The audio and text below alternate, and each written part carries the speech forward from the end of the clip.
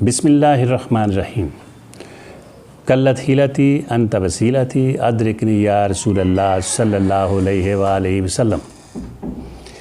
آپس میں رہنا صلح سے ہوئے بنی آدم نہیں، اکثر اس پر ہے عمل یا تم نہیں یا ہم نہیں۔ میں ہوں پروفیسر محمد منیر قادری، صدر شعبہ ایجوکیشن، گورنمنٹ جناح اسلامیہ کالج سیالکوٹ۔ زیب کا ناظرین، اللہ رب العزت کے فیوزات عالیہ اور حضور صلی اللہ علیہ وآلہ وسلم کے قدوم میمنۃ اللزوم کے توسل سے آج ہم بات کریں گے اس کائنات ہست و بود میں شروع سے انسان کے اندر تین تحریسات ایسی رہی ہیں کہ جس کی بنا پر پوری دنیا میں جبر و استبداد، ظلم و ستم، سفاکیت و ہلاکت اور ایک بازار گرم رہا ہے جبر کا، دوسروں کے حقوق پر ڈاکہ ڈالنے کا۔ اس پر بات کریں گے۔ اور ہمیشہ سے انسان دوسرے انسانوں کا قتل عام کرتا رہا ہے، دوسروں کے حقوق و مفادات پر ڈاکہ ڈالتا رہا ہے اور چھینتا رہا ہے، ہر جائز و ناجائز طریقے سے، شائستہ و ناشائستہ طریقے سے، اور ہر حربہ استعمال کر کے، ہر ہتھ کنڈا استعمال کر کے دوسروں کو زیر کرنے کے لیے، دوسروں سے اپنے مفادات کے حصول کے لیے، اختیارات حاصل کرنے کے لیے، اقتدار حاصل کرنے کے لیے، وہ تین لسٹ پر بات کروں گا۔ لسٹ کا معنی ہوتا ہے شہوت، لت، بری عادت۔ پھر اس کا جو لسٹ کا معنی ہے تحریس، ہرس، لالچ، شدید لالچ۔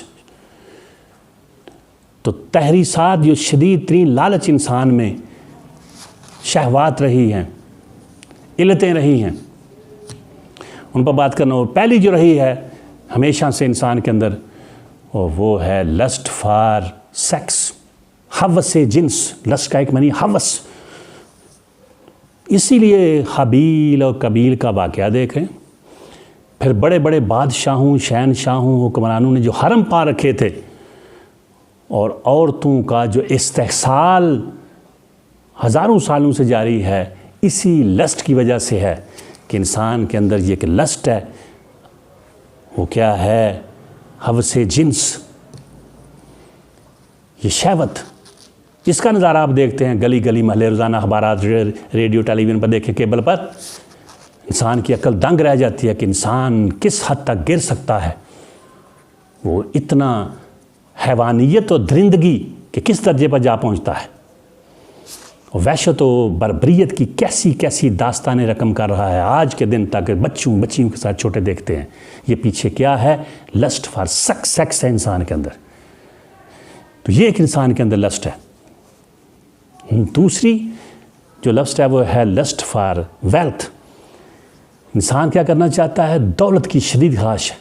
وہ قارون کا واقعہ دیکھ لیں، دنیا کے بڑے بڑے حکمرانوں نے کس طرح اپنے شداد دیکھ لیں، اور اس طرح بڑے بڑے ظالم حکمران رہے ہیں کہ جنہوں نے دولت کے حصول کے لیے حد کر دی، ساری سرحدوں کو پار کر دیا اور انسانیت کو شرمندہ کر دیا، مگر دولت حاصل کرنے کے لیے، اس ہرس کے لیے آج کے دن دیکھ لیں کہ دولت کے انبار لگائے جا رہے ہیں۔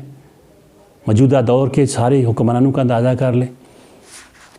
نبی اکرم صلی اللہ علیہ وآلہ وسلم نے فرمایا کہ دو چیزیں ہیں جن سے انسان کا پیٹ نہیں بھرتا ہے، ایک علم اور دوسرا دولت۔ جتنی زیادہ آیا کہتا ہے اور یہ ہوس زر جو ہے انسان کو، یہ قبر کی مٹی پر جو ہے اس کو کر سکتی ہے، ورنہ آپ انبار لگا رہے ہیں، دولت کے ڈھیر لگا رہے ہیں، بڑے بڑے محلات، مگر یہ جو لسٹ ہے یہ نہیں ہوتی۔ اس کے لیے انسان سارے کے سارے اصول و قوانین کی دجیاں بکھیر دیتا ہے، اپنوں پرایوں کا سب خون کر دیتا ہے، مگر اس کی یہ ہوس پوری نہیں ہوتی۔ تو یہ دوسری ہے جو انسان کی تباہ کن ہے۔ اس میں ہر شخص پیسے کے لیے، دولت کے لیے کیا کیا دھوکے دے رہا ہے وہ، ایک چھوٹے سے لے کر بڑے تک. تو یہ دوسری انسان کے اندر لسٹ ہے.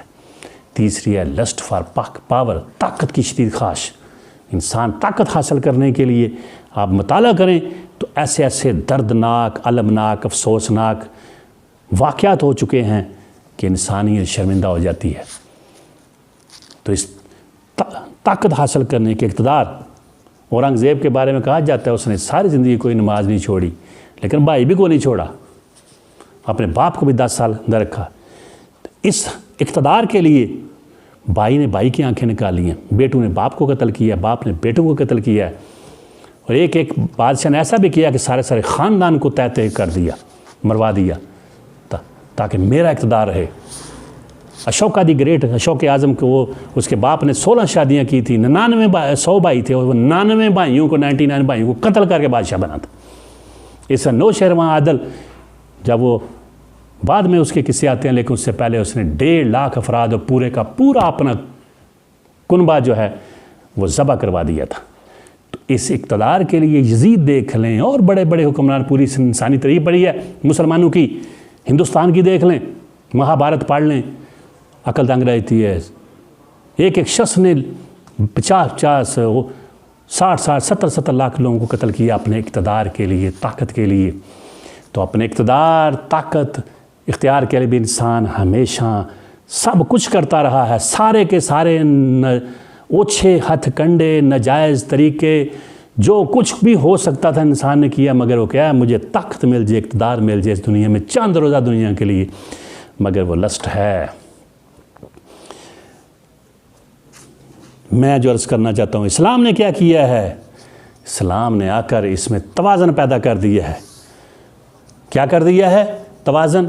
اس نے لسٹ فار سیکس کے لیے بہترین نکاح کہ نکاح کریں، اس کے نکاح تاکہ توازن رہے انسان کی شخصیت میں، جیسے بچہ بالغ اس کی شادی کر دیں، اس لیے اس میں توازن پیدا کر دیا ہے.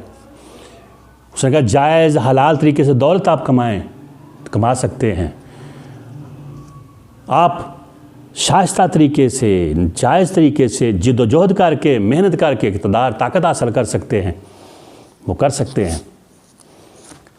مگر اس کے لیے سارے طریقے بتائے ہیں، حکمران کے اصحاب بتا دیے ہیں، خامد کے اصحاب بتا دیے ہیں، دولت حاصل کرنے کے ذرائع حصول کے طریقے بتا دیے ہیں. اس لیے اسلام نے کیا کیا ہے؟ بتا دیا. اگر آج کوئی شخص بھی دنیا میں اسلام کے طریقوں کو نہیں مانتا تو پھر یاد رکھ لیں، جو بھی نہیں مان رہا اور جو نہیں مانے گا، پھر ان 3 تحریسات کا نتیجہ کیا ہوگا کہ انسان کے 3 چیزیں پیدا ہو جائیں گی اور ہر وقت رہیں گی. پہلی کہ انسان کے اندر پیدا ہوگی انسٹیبلٹی، عدم مضبوطی، وہ مستقل اسٹیبل نہیں رہے گا کسی، وہ پل میں تولا پل میں ماشا، اس کو کہیں بھی سکون نہیں آئے گا، انسٹیبلٹی رہے گی.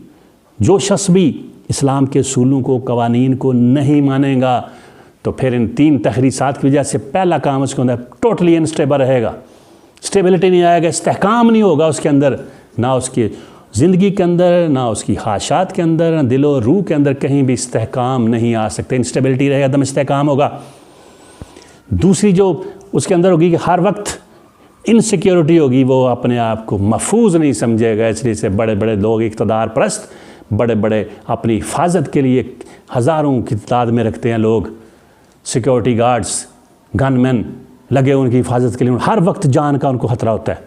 وہ جو دولت اکٹھی کرتے، اقتدار حاصل کرتے ہیں، پھر اپنی جان کے لالے پڑے ہوئے ہیں، ان سب کو لاکھوں کروڑوں روپیہ کرتے ہیں اپنی حفاظت کے لیے، تو ان کے اندر انسیکیورٹی، عدم تحفظ پیدا ہوتا ہے. جو شخص بھی ان تحریسات میں اسلام کے اصول و قوانین کو نہیں مانے گا، اس کے اندر دوسرا ہو گیا انسیکیورٹی. کبھی بھی کسی والے سے بھی وہ سیکیور، سیف محسوس نہیں کر سکتا، نہ ہوتا ہے. ہر وقت اسے عدم تحفظ کا احساس کوٹ کر اس کے اندر بڑھ جاتا ہے. سینس آف انسیکیورٹی اس کے اندر ہر وقت ہی رہتا ہے. اور تیسرا سینس آف انسرٹینٹی، غیر یقینیت، یقین نہیں اسے ہوتا، نہ اپنی ذات پر، نہ دوستوں پر، نہ رشتہ داروں پر، نہ اپنے ساتھیوں پر، کسی پر بھی یقین نہیں ہو سکتا. اسے پتہ کوئی مجھے نقصان پہنچا سکتا ہے، تو بے یقینی کا شکار ہوگا. ہائے اسلام نے کیا کیا؟ تیقن پیدا کیا ہے. اگر اسلام کو مانیں گے تو پھر بلیف خدا پر ہوگا، آخرت پر ہوگا، رسالت پر ہوگا. پھر اس کا جو یقین ہے، ایقان ہے، وہ اس کو طاقت دے گا، مضبوطی دے گا، وہ ظاہر و باطن کے لحاظ سے طاقتور، مضبوط، صحت مند ہوگا، اسے کوئی ڈر خوف کسی کا نہیں ہوگا، اسے پتہ ہوگا کہ میں نے رب کی بارگاہ میں حاضر ہونا ہے، اس لیے کسی حوالے سے وہ نہ انسیکیورٹی کا، انسٹیبلٹی کا اور انسرٹینٹی کا شکار نہیں ہوگا، بلکہ یقین، ایمان اور تیقن کی قوت سے مالا مال ہوگا۔ تو ساری گفتگو کا نتیجہ کیا نکالنا چاہتا ہوں کہ یہ جو اگر انسان نہیں مانے گا اسلام کے اصول و قوانین کو، تو پھر نتیجہ کیا ہوگا؟ انسانوں کی اس بستی میں ہم کو ملے حیوان بہت، بظاہر نام بظاہر انسان جیسے، اندر سے شیطان بہت۔ اور اگر ہم ان تحریصات میں توازن پیدا کر لیں اسلام کے اصول و قوانین کے عین مطابق، تو پھر ہم شیطان کے نہیں رحمان کے بندے ہوں گے، پھر سکون، اطمینان، تسکین، ہم آگے بھی بڑھیں گے، یہ ہماری ساری بنیادی ضروریات بھی پوری ہوں گی، یہ جو نیچرل ارجز ہیں یہ بھی پوری ہوں گی، ہماری جو ہماری خواہشات ہیں وہ بھی پوری ہوں گی، مگر اس کے ساتھ ساتھ ہم سکون کی ایک اعلیٰ دولت سے مالا مال ہوں گے۔ تو اگر آپ چاہتے ہیں ہر شخص کے اندر ہیں ان تحریصات کو میں توازن پیدا کر کے، ان کے نقصانات سے، ان کی آفات سے، ان کے مصائب سے اور ان کے ہر طرح کے تباہ کن اثرات سے بچنے کے لیے، تو ایک ہی راستہ ہے کہ جو اسلام نے کہا ہے اس کے اصول و قوانین کو مان کر توازن پیدا کریں، اعتدال میانہ روی، تو پھر سکون ہی سکون ہے۔ بی ریئلسٹ، وما توفیقی الا باللہ۔